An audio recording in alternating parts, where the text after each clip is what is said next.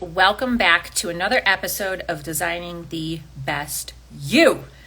Last week, guys, we've been diving into some pretty hefty stuff. If you guys have been listening this season of season 6 here, we're talking about fear. And last week was imposter syndrome. And oh my goodness, we're going to be diving into something that I know it has been coming up a lot since COVID, basically, and the ramifications of COVID on our health are just now in 2023, 24 really coming out into the open and just basically blowing up. Okay, it's affecting our physical and mental health. It's affecting our questioning who we are. It's bringing out traumas. It's affecting relationships, career, life. Okay, let's just put that under the umbrella of life. Okay, but this week we are going to be talking about mental health. Okay, it's a very serious topic. It's not one that I like to take lightly. It's from depression to the imposter syndrome to the complexities of complex PTSD to regular PTSD, anxiety, ADHD, you name it, guys. And some things are just, they don't even have names to them. And I've got a few friends who are like that. And it's a struggle because in our community, you're tired of being sick. I was actually just saying this to my husband last night. I'm so tired of being sick in some manner. Some of us are meant to for our whole life, and it's our attitude around that circumstance that we've been given, right? Some people they struggle with finances for the rest of their life. They're constantly in that state. Other people, making money is easy to them, but they struggle with whatever it is. So, as I've been learning over my years, my 4 decades here on earth, that it's all about the response that you have to whatever circumstance or situation you're dealing with. And we ain't perfect. All of us respond to some situation in not so good ways, right? That's where we have the forgiveness of God, though. But I want you to know in mental health episode that we're talking about today that I see you, I hear you, I feel you, I have been you, and I am you. And not exactly you, but parts of it. And this is why I'm talking about these things, because if I've dealt with them and the craziness that I've dealt with in my mind and my body and my life, then at least one person on this earth has experienced some part of it, okay? And my hope is always to be able, the more and more I share and the more vulnerable I am, that my hope is that you will be able to seek the help that you're meant to get by me being open and honest about my life and the situations I've been in, and without disclosing names, some clients and stuff too. So, and here's the thing too, is what happens is, prior COVID, what do? We kept, even now, you keep it in. You want to put that, you want to go to your job, you want to get a job and say hey, look at me. I'm good. I got these good skills. I got these good traits. Don't worry about what's going on in my head. I'll handle it. I'm going to push through. And that leads us to, it's one of the things that leads us to burnout, because we try to hold it all in. We try to look like we have it all together. And, whether it's from a lack of finding a new job or, if you haven't crashed already, by the way, you're going to crash. But whether it's from the lack of finding a new job, it's been months and months. You're stuck in a role or a company that you don't like, but you're I have to provide for my family and the economy and blah, or you're in a toxic work environment, but the same situation, you're I have to provide, right, basically who else is going to want me? And that's a trauma response. Or maybe you really do love your job. I have a handful of clients and friends who are I love my job, but the projects just keep building up because you don't have boundaries, or again, you're in fear of losing your job or being demoted or whatever it is. And again, a lot of this stems back to fear, right? But anyways, or whether it is a mental or physical mystery that has you worried or anxious or overwhelmed, I am here for you. This is why I have a podcast. This is why I share so many things on social media, because we need it. We need each other, okay, more than ever. So today, like I said, I want to talk about specifically some myths that are spoken of in this world about mental health, and then I want to match those myths with the truths, the reality that they actually are. Okay, so it's really easy for us to be sitting here and throwing around the term mental health. Okay, the idea around mental health is there's another layer. There's a deeper layer. We're all about peeling back the layers and getting to the root cause of stuff, okay? This isn't about the fluffy, feel-good advice. That's not what I'm here to give. And if you guys have been listening to me or following me a while or know me personally, that's not what I'm about. I am here to speak the truth, okay? I'm here to comfort you and be there for you, but I'm here to speak the truth and not sugarcoat it, okay? But,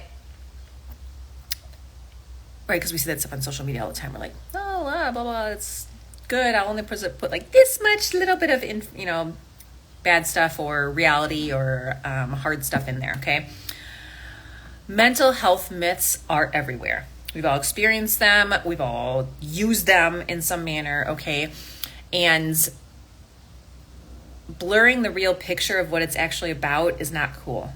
All right, and it is hard because mental health does shift with daily life and circumstances. Even for example, we're going through some things here in our family, and we had a set of situations that happened yesterday, both for our family and then some health stuff. And we're like, it just threw us all out of balance, and everyone went and had their old big feelings and whatnot too. So it shifts whereas the day before was like, wow, this is like the most perfect day ever that we've had in a long time.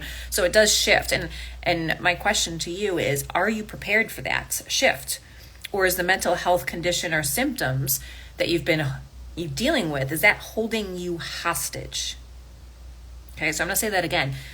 Are you prepared for those daily shifts that you're going to have to deal with mentally? Or are your symptoms or your condition or your disease mentally, because we're talking mentally right now, holding you hostage and making you blow up and freak out at every little thing, okay? And by the way, I should have said this earlier in the episode, but I am not claiming to be a mental health licensed professional, okay? But I have lived with, and I'll tell you, I do personally relate to people more who share my story and are either have totally overcome stuff that I want or are in the process and further along than me.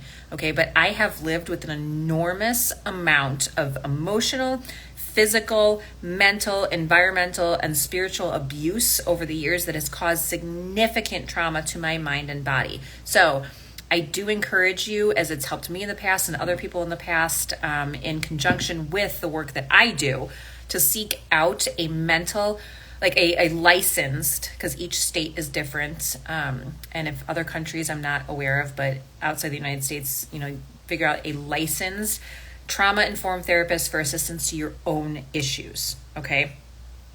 Disclaimer noted. All right?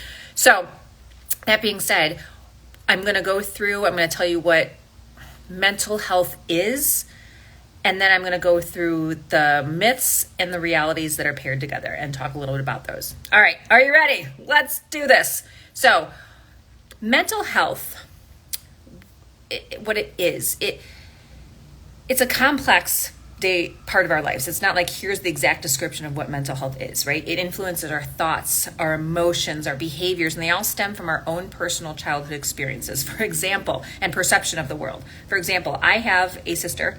We grew up in the same house with the same parents, right? Born to the same parents, lived there about the same times, and we experienced the same things, but how we perceived those situations in our home have affected our own thoughts and minds and emotions and how we perceive things out in the world and how we experience life and how we do life, okay? So it also, you take that perception of the world and our relationship with others and other individual and our own, not other, but like our own individual identities and personalities.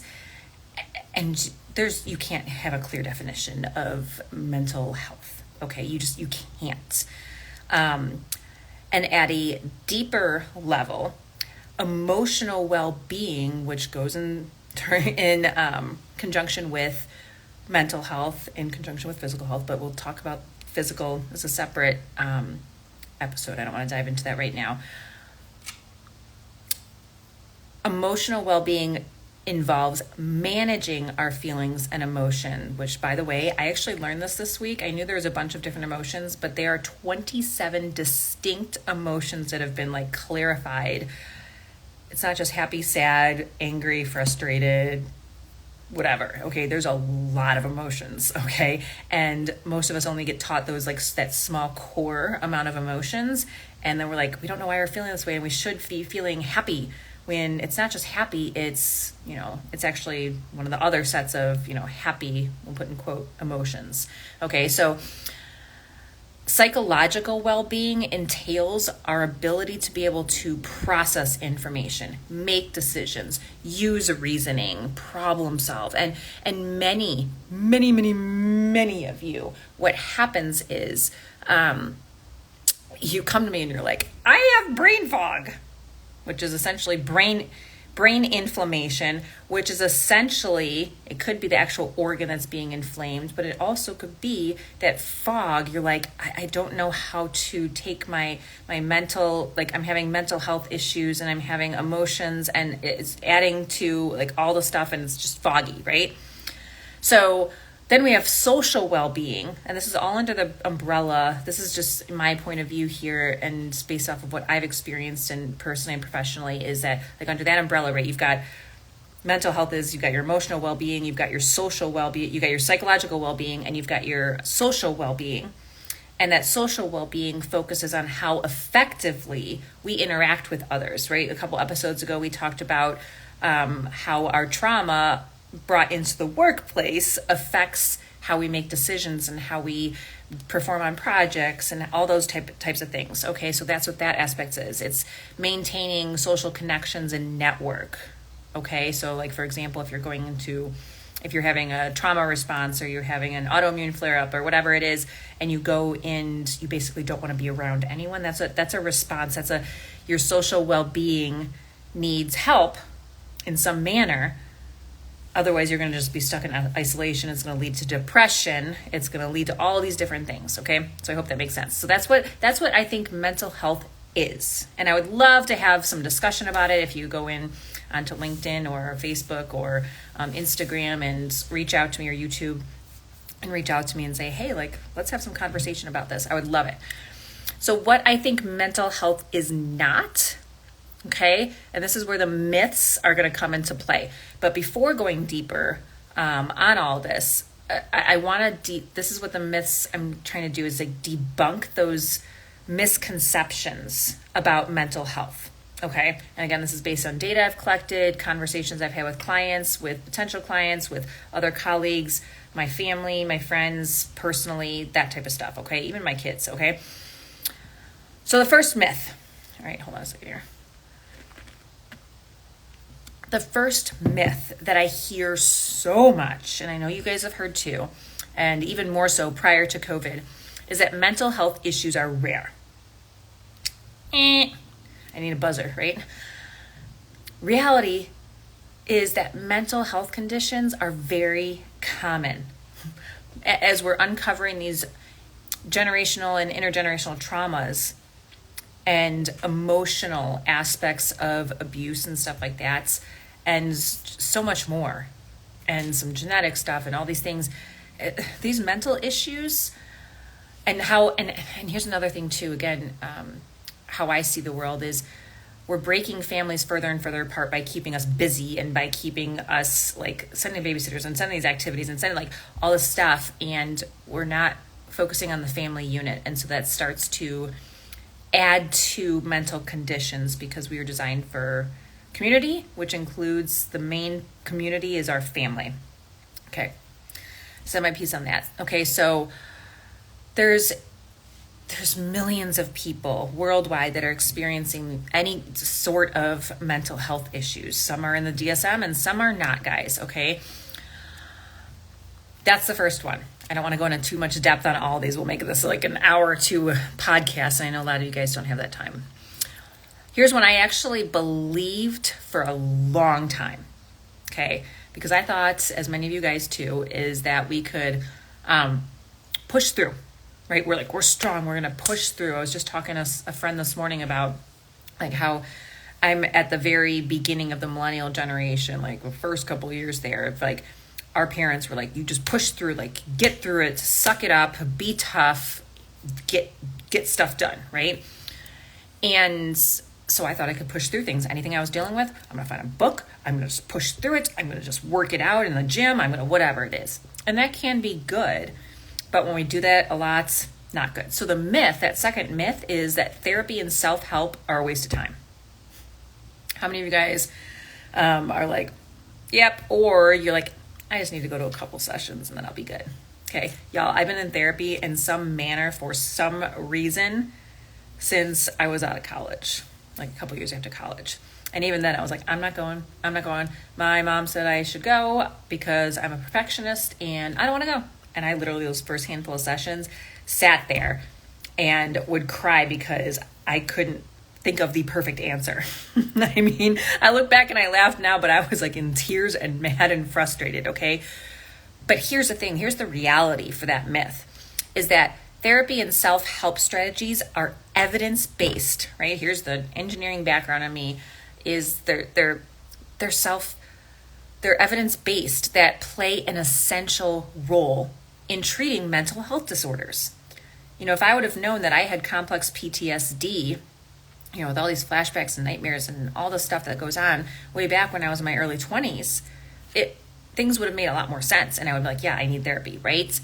But I didn't know that. And it didn't even exist, by the way, back then. No one had put a name to any of that. But there's techniques such as, you know, we all have heard of like yoga and meditation and mindfulness and, you know, cognitive behavioral therapy, which is CBT. And there's a bunch of others in between. I've been a really big fan, and I'll link the website to this in the show notes. I'm not an affiliate in any way. But Primal Trust, Dr. Kathleen King she's done a phenomenal job in working through, and she's a licensed therapist, working through mental health stuff to help heal chronic illnesses. And it includes heart math, which is huge. You can even just Google heart math. And there's specific breathing techniques and all that stuff. But guys, all these other ones in between and stuff have been scientifically proven to help individuals like yourselves, like me, to manage and sometimes overcome these mental health issues, okay? So don't think that it's a waste of time, because it may take some of your time, but I'm telling you, if you put the effort in and you follow through on the techniques that the therapist is giving you, it will make a difference. It's not going to happen overnight. It's not going to happen in a couple months, y'all, okay? I've been going through my most recent stuff for almost 3 years, okay? So moving on. So the third myth about mental health that I want to bring to you guys is that mental health issues are a character flaw or personal weakness or disabilities. Kind of goes back to the last one in my story of like, I'm a perfectionist. It's not that I thought that was a good thing and now it's a bad thing. And now like I was being torn. And when the reality is, mental health issues, guys, are not indicative of a person's character or strength. You know, we teach this is taught a lot in the Bible, that God uses the weak to be strong. He doesn't use someone, I was reading this morning, who is qualified, checks all the boxes, right? Like so many of you guys are trying to do when you're looking for a job. He doesn't use someone who's completely qualified to do the big things, to make a difference in the world. He calls you because he's already qualified you. Okay, so you may deal with a mental health issue and you may be thinking it's a character flaw. Oh my gosh, why me? And I'm saying this because this is me. Okay, why me? Why? I'm not worthy of this. I'm not blah, blah.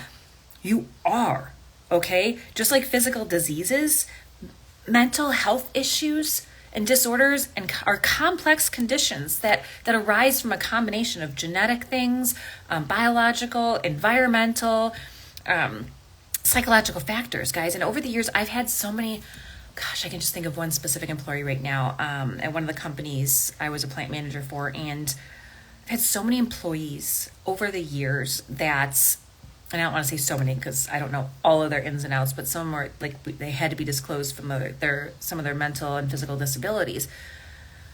But so many incredible ones with mental and physical health issues And they are by far some of the hardest workers. And I'm now learning to give compassion to myself, as you should too. Put yourself in that category, because you don't want to be seen as different, right? So we need to stop looking at anything or anyone or any character, what you see as a flaw, as this weakness and not, quote, normal. By the way, what is the definition of normal? Nothing. Oh, we don't know, right? And look at the reality of who that person is, and that could be yourself, through God's eyes. No one else's. No one else matters in terms of what they think of you, but his eyes. Okay? And if you ever want to talk through that, I'm here for you. All right?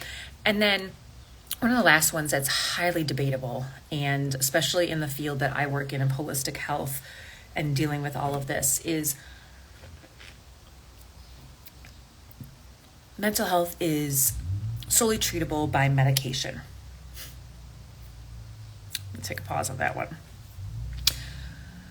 The reality is, medication can be an effective and needed treatment for some mental health conditions, okay?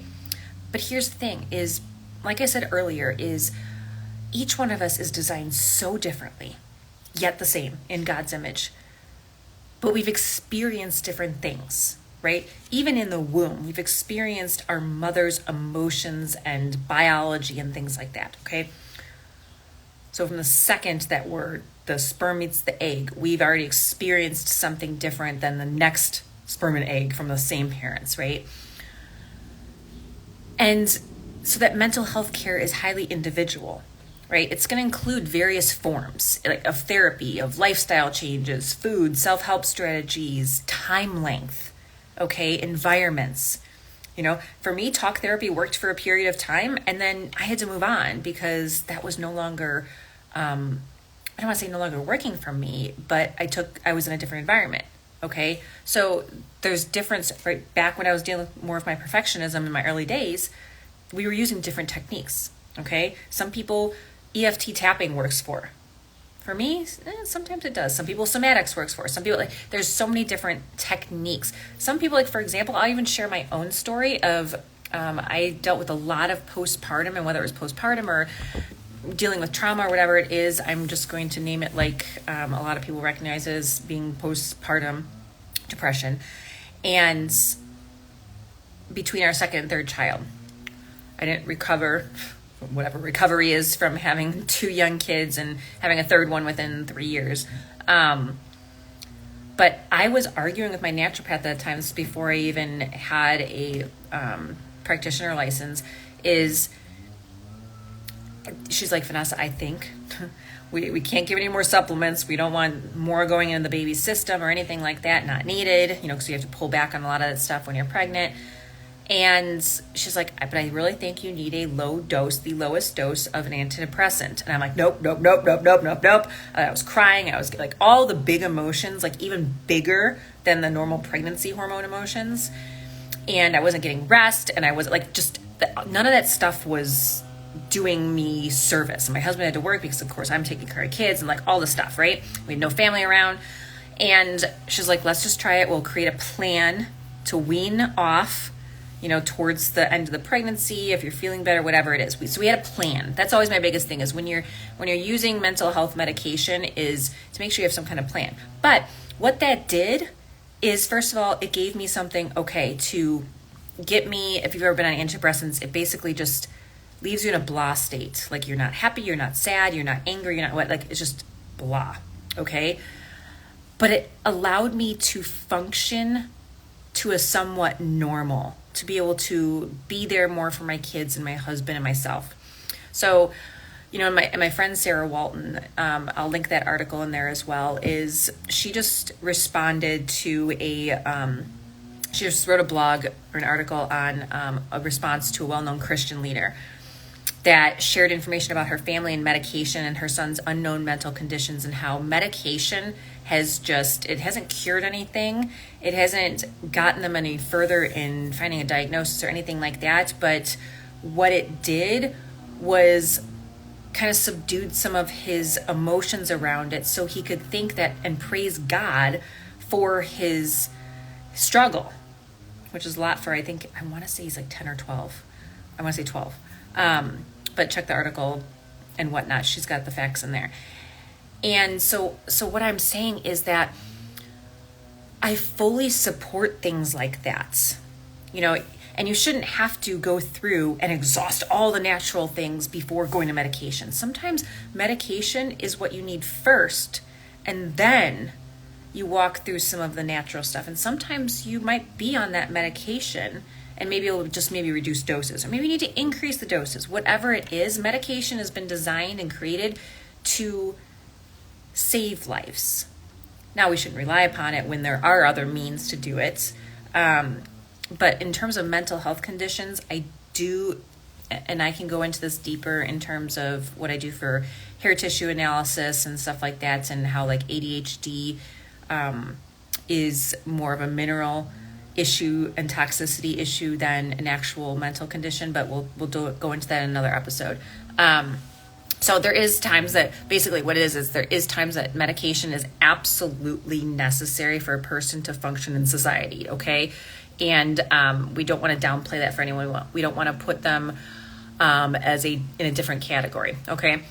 So, and then the other thing is, the last myth is, mental health is the same for everyone. If you have ADHD, this is what you do, right? Or if you have, if you have anxiety, this is what you do. This is what you take. This is how you act. Stop, guys. The reality is, again, just as individuals are unique, so too are their experiences with mental health, okay? So we don't downplay, we don't look down upon someone, we don't judge them, we don't cast them aside, okay? We were created as human beings, where our bodies were created to be similar and in God's image, okay? Yet we've all had those different experiences, okay?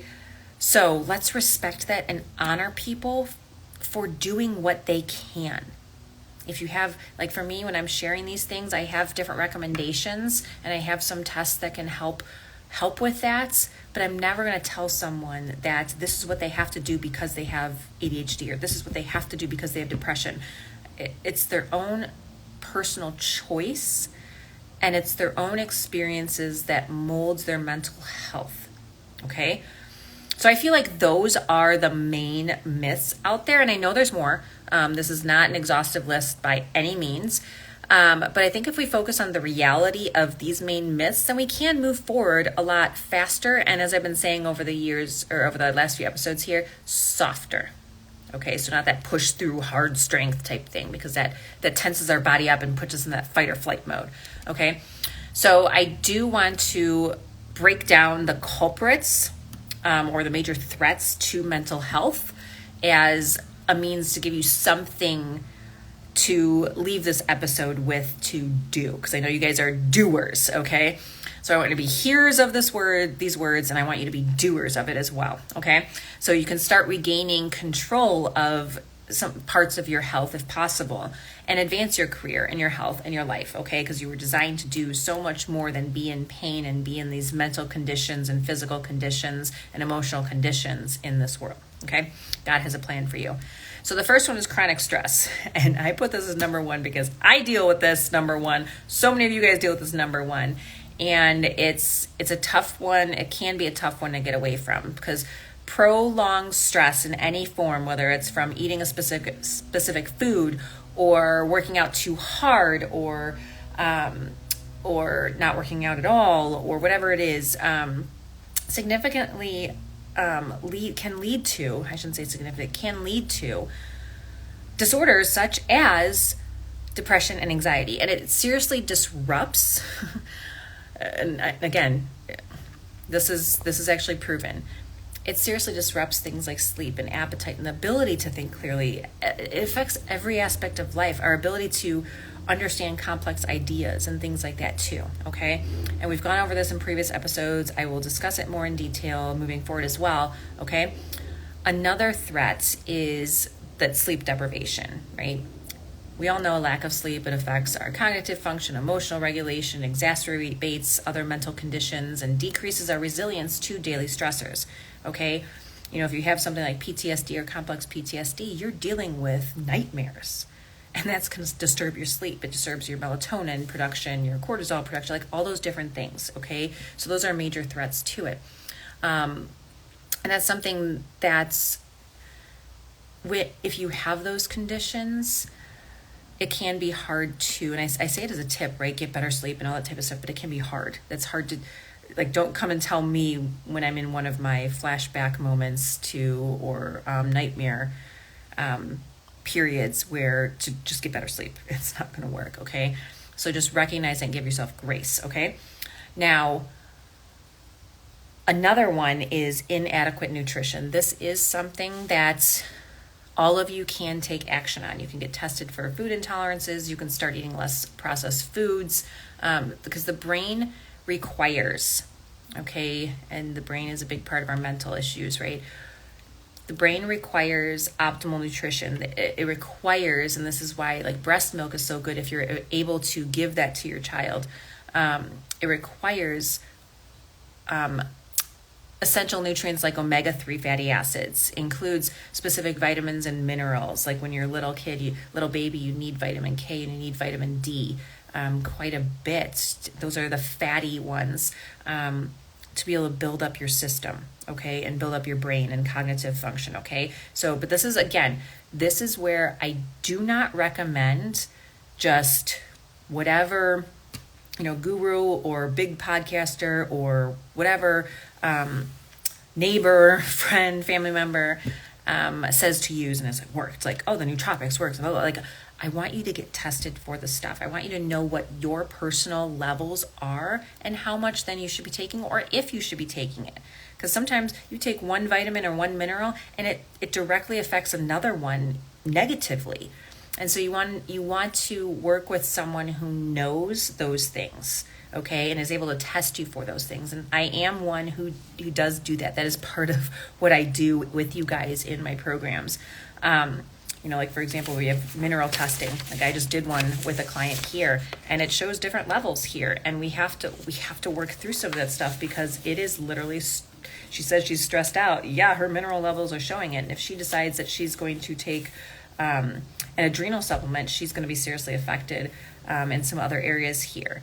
Or if she takes another set of supplements, she's going to not be able to detox as well. So you have to be careful of those things. Our body is so complex. You don't want to be adding to the stress and the inflammation and the weight gain and all that stuff, okay? Then you have another one is social isolate. Let's try that again. Social isolation. And it's huge, right? Especially since COVID and stuff like that. And especially with mental health, that's usually like, I just want to be alone. I just want to be alone. I just want to be alone. You don't want to go into public, right? You have ADHD or you've got anxiety and you're like, yeah, let's just drop you in the middle of a crowd or put you up on a stage somewhere. No, you're not going to want to do that. It can feel easier to be alone.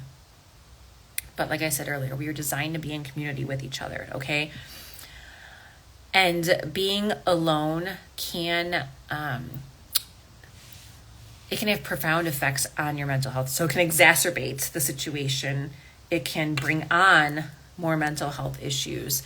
It can lead to more depression, anxiety, things like that, okay? So just when you feel like being alone, I would ask yourself, why do I want to be alone right now? What's going on in my head? Or talk to someone about it, okay? And then again, physical inactivity. This is something I needed to tell myself last night when I was having my set of episodes, is to just get outside, okay? Get outside and walk, just walk. And I did walk for a little bit, so I did not do activity, because a lot of times when you have flashbacks or you have a situation, then a crisis, and you're struggling with it, you just want to curl up in a ball. Our body needs movements, okay? So one of the best things that you can do is walk or rock, like a mom rocks a baby, like rock. Some of you I used to do this when I was younger, is I'd get my running shoes on, I'd lace up and I'd go running. And then that would clear my head and calm a lot of my anxiety, overwhelm, things like that. But if you're dealing with physical health issues, that can actually exacerbate the hidden stressors that are on your body and cause more inflammation. So my encouragement to you is to either just rock, have someone maybe hold you and rock. If you're by yourself, you can even get yourself into a ball on the floor and rock a little bit, or just lay on the floor and just let your knees sway and rock. or walk. Walking is great. So you don't have to walk fast. You don't have to walk far. Just walk and move and whatnot. So that's really, really huge. So those are some things that I really, really recommend. Understanding those threats, those culprits to our mental health is essential for prevention and intervention. Okay. And when we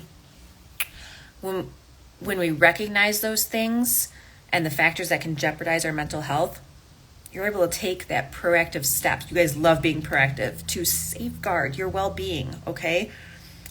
And then you're able to advance many areas of your life. So what's next, okay? As we're coming to the end here too, and thank you for staying with me on this. It's important. When we're navigating the complexities of mental health, it's not just about identifying threats, but also embracing those practical solutions. Like I just did give you a few of those with those threats, okay? So over the next few episodes, what I'm going to do with you is I'm going to dive deep into the science behind stress, behind nutrition, and how you can realistically build healthy habits to support that thriving mental landscape. Because how can you, I said this all the time, like how can you add value to a company and be an incredible asset to them if you're struggling with some of these mental health conditions? And now, again, disclaimer here, I'm not saying that you're going to be able to cure any of these. I'm not going to say you're not going to struggle with them. I'm not saying you have a clean slate to work at companies. But if you're not taking some kind of proactive steps towards your mental health and bettering it, how can you be an asset to an organization and to the community and to your family, okay, and future generations? So we have to think about that stuff, okay? And then if we don't address all areas of our systems, right? I'm big on we don't go to specialists unless we absolutely have to, because our mind, our body, our souls, it's all integrated, okay? But if we don't address all areas of our body, we're not going to be able to be our best selves again in our careers, in our communities, in our homes, okay? So as a reminder, again, this information is for educational purposes. I'm not a licensed therapist. It's not a substitute for licensed mental health stuff, okay? You really should reach out to a psychiatrist or a therapist, someone who's focused on what you're dealing with. If you're dealing with addictions, if you're dealing with trauma, make sure you find one specific to your needs, okay?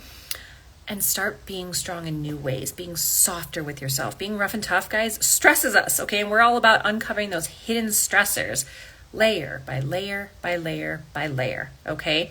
So we do get to take charge. Remember this, of how we're responding to things in our bodies and in our minds, changing our bodies and ultimately changing the trajectory of our lives, okay?